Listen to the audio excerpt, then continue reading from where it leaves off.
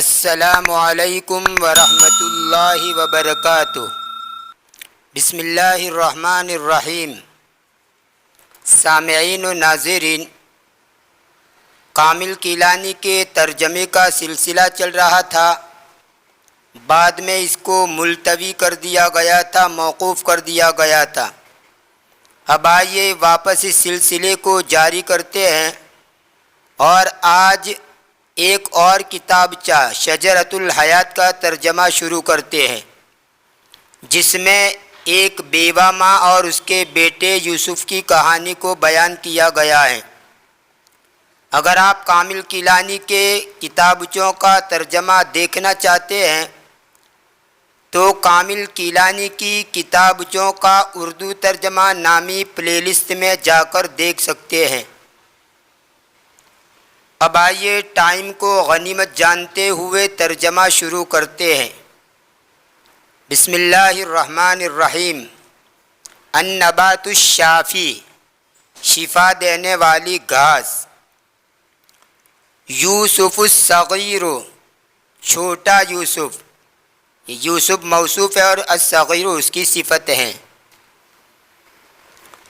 عاشت فی قدیم الزمان سجدۃ عجوز مات زوجها بعد ان ترک لها طفلا صغیرا لا یزید عمره علی 7 سنوات۔ پرانے زمانے میں ایک بڑھیا رہتی تھی جس کا شوہر اس کے ایک چھوٹے بچے کو چھوڑ کر مر گیا تھا، جس کی عمر 7 سال سے بھی نہیں بڑھی تھی، یعنی 7 سال سے بھی کم عمر کا تھا۔ وَقَانَ اسْمُ ذَلِكَ الطِّفْلِ الصَّغِيرِ یوسف، اور اس چھوٹے بچے کا نام یوسف تھا۔ وَقَانَتْ هَذِهِ الْعَجُوزُ تُحِبُّ وَلَدَهَا یوسف أَشَدَّ الْحُبِّ، اور یہ بڑھیا اپنے لڑکے یوسف سے بہت محبت کرتی تھی۔ وَلَهَا الْحَقُّ فِي ذَلِكَ فَإِنَّ طِفْلَهَا كَانَ مِثَالًا لِلذَّكَاءِ وَالْوَفَاءِ وَالْإِخْلَاصِ وَالْإِحْسَانِ، اور اس کو اس کا رائٹ اور حق بھی تھا، اس لیے کہ اس کا بچہ ہوشیاری اور وفاداری اور نیک نیتی اور حسن سلوک میں ایک مثال تھا، یعنی اس بچے کی مثال دی جاتی تھی ہوشیاری میں، وفاداری میں، نیک نیتی میں اور حسن سلوک میں۔ کما کان عطوفا بارا بکل من یلقاہ من انسان و حیوان، جیسا کہ وہ انتہائی مشفق یعنی مہربان اور حسن سلوک کرنے والا تھا ہر اس انسان اور جانور سے جو اس کو راستے میں ملتا۔ لقی یلقا باب سمیع یسمع سے ہے، اس کا معنی ہوتا ہے ملنا، ملاقات کرنا۔ عطوفاً انتہائی مشفق اور مہربان، یہ عطف یعطف عطفاً و عطوفاً باب ضرب سے مہربان ہونا، اس سے بنا ہوا ہے۔ اور بارن اس کا معنی ہوتا ہے نیک اور صالح، فرما بردار۔ بر یبر، برن باب سمیع سے حسن سلوک کرنا، فرما بردار ہونا، اور اسی سے برن اور بارن دونوں کا معنی ہوتا ہے فرما بردار۔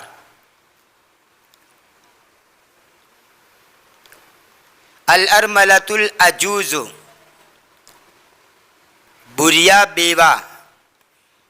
ولما كانت هذه السيدة قد مات زوجها وتركها فقيرة كما قلنا فقد أطلق عليها راوي هذه القصة وصف الأرملة،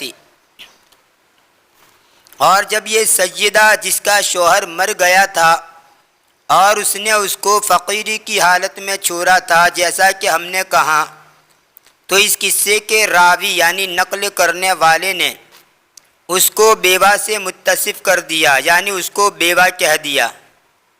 ارملتن اس کا معنی ہوتا ہے بیوہ، وہ عورت جس کا شوہر مر گیا ہو. وَقَانَ وَلَدُهَا يُوسُفُ الصَّغِيرُ يُؤَدِّي أَعْمَالَ الْبَيْتِ كُلَّهَا، اور اس کا لڑکا چھوٹا یوسف اس بیوہ کے گھر کے تمام کام انجام دیتا تھا. ادا یؤدی تأدیتاً کا معنی ادا کرنا، انجام دینا. لِيُهَيِّئَ الْفُرْصَةَ لِأُمِّهِ الْأَرْمَلَةِ الْمِسْكِينَةِ لِتَغْزِلَ الْقُطْنَ وَالصُّوفَ فَتَجْعَلَهُ خُيُوطًا تَفْتِلُهَا ثُمَّ تَنْسُجُ مِنْهَا أَثْوَابًا، تاکہ وہ اس کی بیچاری بیوہ ماں کو موقع دے روئی اور اون کاٹنے کا، پھر وہ ان کا دھاگا بنائے جس کو بٹے، پھر ان سے کپڑے بنے. قطن کا معنی روئی اور صوفن کا معنی اون، اور غزل یغزل غزلن کا معنی کاٹنا، اور فتل یفتل فتلن رسی کورا وغیرہ کو بٹنا، بل دے کر مضبوط کرنا. ثم تنسج منها اثوابا، پھر اس سے کپڑے بنے. ولا تکاد تنتہی من نسج هذه الاسواب حتى تذهب بها الى السوق لتبيعها فيها،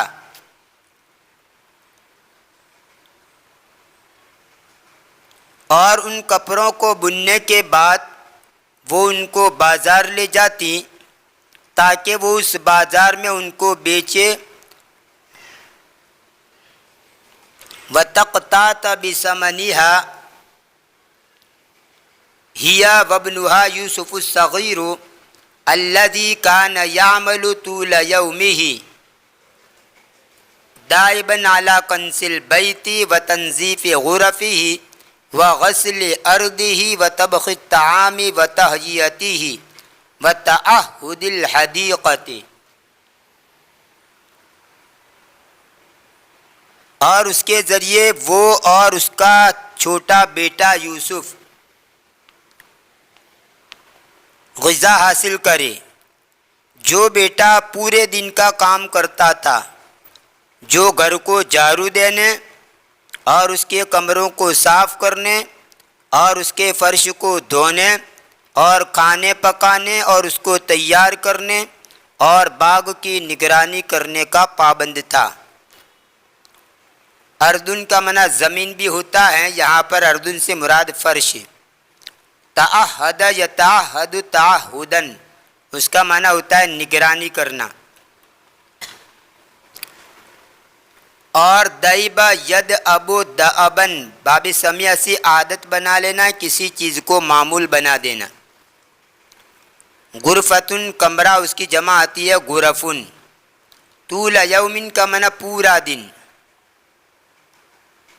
اور حیّا یحیّ تحیّتن کا معنی تیار کرنا. فَإِذَا انْتَهَى مِنْ أَدَاءِ هَذَا الْوَاجِبِ انصرف إِلَى إِعْدَادِ الْمَائِدَةِ وَإِلَى إِصْلَاحِ ثِيَابِهِ وَحِذائِهِ وَثِيَابِ أُمِّهِ وَحِذائِهَا وَمَا إِلَى ذَلِكَ مِنْ أَعْمَالِ الْبَيْتِ الْكَثِيرَةِ التي تشغل وقته كله.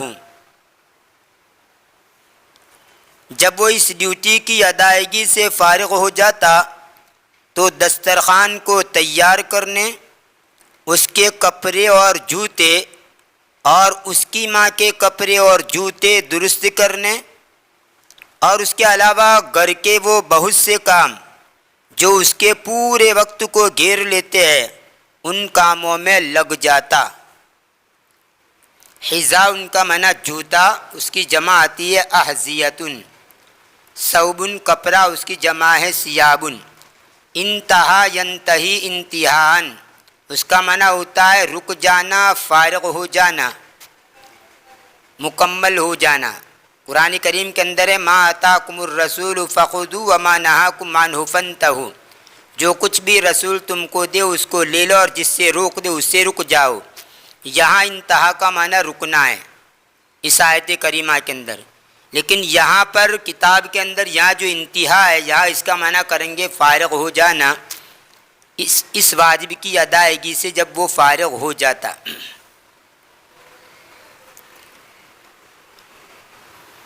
فی جوار الجبل،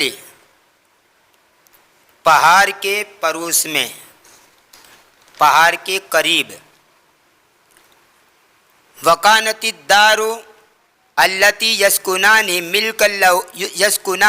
ملکا لہما وہی دار صغیرۃ منفردۃ تطل نوافذها على جبل عال شدید الارتفاع، اور وہ گھر جس میں وہ رہتے تھے ان دونوں کی ملکیت تھا، اور وہ الگ تھلگ چھوٹا گھر تھا جس کی کھڑکیاں ایک بہت ہی بلند پہاڑ کے سامنے تھی۔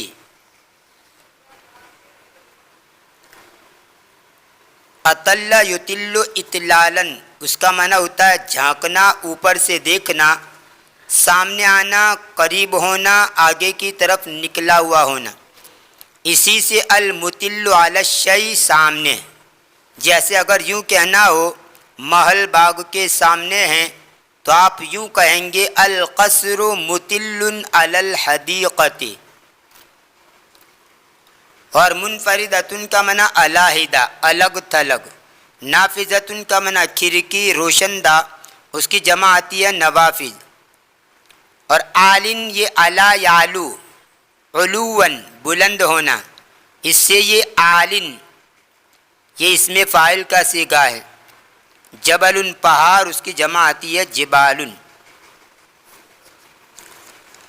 ولم یکن احد یستطیع ان یتسلق هذا الجبل ویصعد الى قمته لارتفاعه والتواء الطرق التي تحيط به وكثرة الأسوار المرتفعة والمنحدرات العميقة التي تحول دون الوصول إليه۔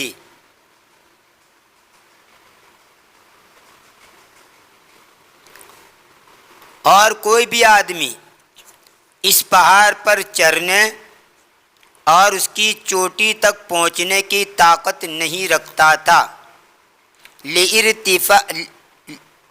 لارتفاعہ، اس کی بلندی کی وجہ سے، والتواء الطرق التي تحيط به، اور وہ راستے جو اس کو گھیرے ہوئے تھے ان کی پیچیدگی یا ٹیڑھے پن کی وجہ سے، وکثرت الاسوار المرتفعات والمنحدرات العمیقہ التي تحول دون الوصول الیہ، اور اونچی دیواروں اور گہری کھائیوں جو کہ اس پہاڑ تک پہنچنے میں رکاوٹ ہے ان کی وجہ سے۔ سورن، اس کی جمع آتی ہے اسوارن، دیوار، احاطہ، چار دیواری۔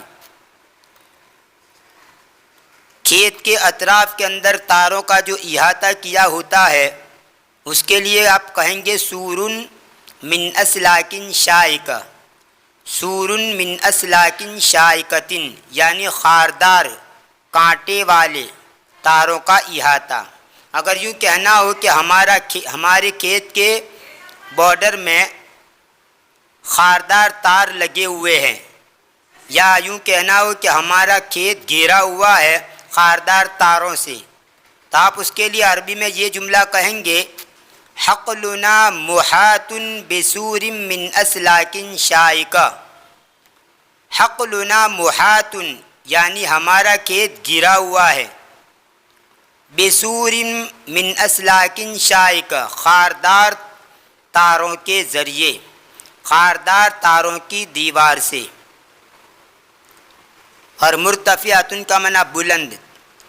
التوا یلتوی اور تلوا یتلوا دونوں کا معنی ہوتا ہے ٹیڑھا اور پیچدار ہونا، بل کھانا، اسی سے ملتون پرپیچ، اور اسی کو باب تفعیل اور افعال کے اندر لے جائے، الوا یلوی الوان اور لوا یلوی تلویتن، اس کا معنی ہوتا ہے پیچیدہ اور دشوار بنانا۔ اور منحدر اور متحدر، ان دونوں کا معنی ہوتا ہے نشیبی، جھکا ہوا۔ ویسے انحدر ینحدر انحدارن کا معنی اترنا، دھلکنا، نشیب دار ہونا۔ تو یہ منحدرات اس کا معنی نشیبی جگہ، جس کو میں نے یہاں پر کھائے کا ترجمہ کیا ہے. اور تسلق یتسلق تسلقن کا معنی چرنا، اور سعد یسعد کا معنی بھی چرنا. اور قمت الجبل یعنی پہاڑ کی چوٹی. مرض العجوز بڑھیا کی بیماری. وکانت الارملۃ وابنها یوسف یقضیان فی ھذا البیت المنفرد حیاتا سعیدۃ، اور بیوہ اور اس کا بیٹا یوسف اس الگ تھلگ مکان میں خوشحال زندگی گزارتے تھے. قضا یقضی کا معنی فیصلہ کرنا بھی آتا ہے، اور قضا یقضی کا معنی گزارنا بھی آتا ہے. بہت ساری قضا یقضی کے ترجمے ہوتے ہیں، ایک فیصلہ کرنا اور قضا یقضی کا معنی گزارنا. یہاں پر یہی ترجمہ ہوگا. وقد اور ارملتن کا معنی بیوہ. وقد تعود هذه المعیشۃ وارتضیا واطمأن الیہا، اور وہ اس زندگی کے عادی ہو گئے اور اس کو پسند کیا اور اس سے مطمئن ہو گئے. وہون الصبر علیہما کلما تحملاه من متاعبها فلم یعرف الحزن طریقا الیہما، اور صبر نے ان پر ہر اس مصیبت کو، ہر اس تھکن کو آسان کر دیا جن کو وہ اٹھاتے تھے اور برداشت کرتے تھے. ہون یہون تہوینا باب تفعیل سے آسان کر دینا. اور تحمل یتحمل تحملا اس کا معنی اٹھانا، برداشت کرنا. اور متاعب کا معنی مصیبت، جس سے تھکن پیدا ہو، آدمی تھک جاتا ہو، اس کو کہتے ہیں تھکان یا مصیبت. فلم یعرف الحزن طریقا الیہما، غم نے ان کی طرف راستہ نہیں جانا، یعنی ان کو کسی قسم کا غم نہیں تھا. وفی ذات یوم مرضت الارملۃ العجوز فکان مرضها سببا جدیدا من اسباب التنغیث والقدر ولم تکن الام تعرف طبیبا. ایک دن بڑھیا بیوہ بیمار ہو گئی، پس اس کی بیماری رنج و پریشانی کا ایک نیا سبب بن گئی، اور ماں ڈاکٹر کو نہیں جانتی تھی. معاشن اور معیشتن کا معنی گزر بسر کا سامان، سامانی معیشت. اور نغص عیشہ اس کا معنی ہوتا ہے کسی کی زندگی کو اجیرن کرنا، دوبھر کر لینا، زندگی کرکری کر دینا، یعنی زندگی کا لطف ختم کر دینا. اور قدر یقدر قدرن و قدرتن باب سمیہ سے اور کروم سے گدلا ہونا. اور قدر العیشو کا معنی زندگی تنگ ہو جانا. قدرن ملال، رنج اور پریشانی. ولو عرفت الطبیب لما وجدت فی بیتها شیئا من المال لتدفعه اجرا له عن معالجتها، اور اگر وہ ڈاکٹر کو جان بھی لیتی تو اس کے پاس مال بھی نہیں تھا جو ڈاکٹر کو اس کے علاج کے طور پر اجرت دے. دفع یدفع دفعن کا ایک معنی ہوتا ہے ہٹانا، دھکا دینا. اور دفع سمن یا دفع الاجر، دفع سمن یعنی سمن ادا کرنا. اور یہاں پر یہی معنی مراد ہے. اگر آپ کوئی چیز خریدیں اور خریدنے کے بعد اگر اس کو پوچھنا ہو کتنے پیسے ہوئے، یعنی میں کتنا ادا کروں، تو آپ یہ جملہ کہیں گے کم ادفع الیک، یعنی تجھے میں کتنا ادا کروں. کم ادفع الیک یعنی کتنے پیسے ہوئے. ولو عرفت الطبیب لما وجدت فی بیتها شیئا من المال لتدفعه اجرا له على معالجتها، اور اگر وہ ڈاکٹر کو جان بھی لیتی تو اس کے پاس مال بھی نہیں تھا، یعنی اجرت بھی نہیں تھی جو ڈاکٹر کو اس کے علاج کے طور پر اجرت دے.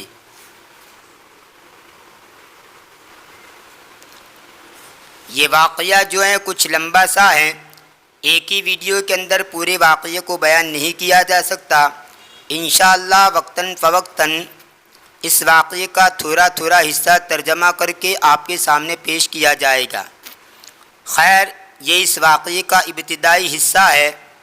آنے والے ویڈیو کے اندر ما بقیہ جو قصہ ہے اس کا کچھ حصہ آپ کے سامنے پیش کیا جائے گا۔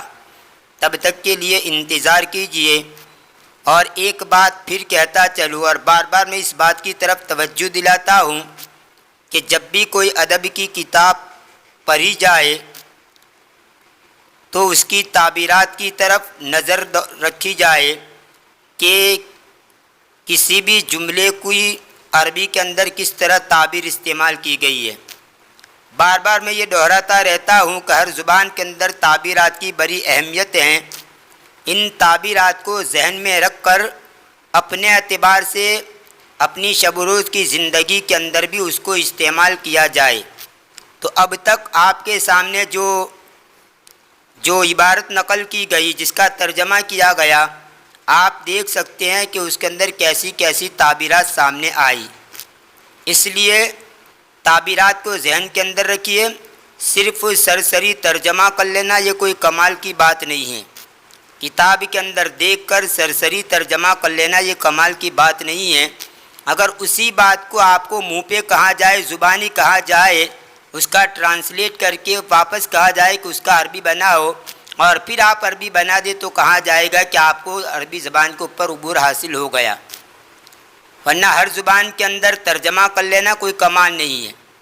آدمی اپنی بول چال کے اندر، شب و روز کی زندگی کے اندر اگر لمبا چوڑا نہیں تو کم سے کم ٹوٹی پھوٹی بھی بول سکے تو کہہ سکتے ہیں کہ اس کو کچھ کمال حاصل ہو گیا۔ خیر، تو یہ جتنا آپ کے سامنے ترجمہ پیش کیا گیا اس کی تعبیرات کو آپ دیکھیے کہ کس طرح استعمال کیا گیا ہے۔ کسی بھی مفہوم کو ادا کرنے کے لیے عربی کے اندر کیسی تعبیر استعمال کی گئی ہے۔ انشاءاللہ آنے والی ویڈیو کے اندر ما بقیہ جو حصہ ہے اس کا کچھ حصہ آپ کے سامنے پیش کیا جائے گا۔ اگر ویڈیو پسند آیا ہو تو لائک کیجئے، زیادہ سے زیادہ شیئر کیجئے، اور ہمارے اس چینل کو سبسکرائب کر کے چینل سے جڑ جائیے۔ بیل آئیکن کو بھی ضرور پریس کیجئے تاکہ جب بھی میں نئی ویڈیو اپلوڈ کروں سب سے پہلے آپ کو اس کی نوٹیفیکیشن موصول ہو۔ بڑی محنت کرنے کے بعد آپ کے سامنے ایک ویڈیو پیش کیا جاتا ہے، اس لیے برائے مہربانی آپ ہماری چینل سے جڑ جائیے اور لگاتار مسلسل ہمارے ویڈیو کو دیکھتے رہیے۔ ملتے ہیں اگلے ویڈیو کے اندر۔ دعاؤں میں یاد رکھیے۔ فی امان اللہ، الی اللقاء۔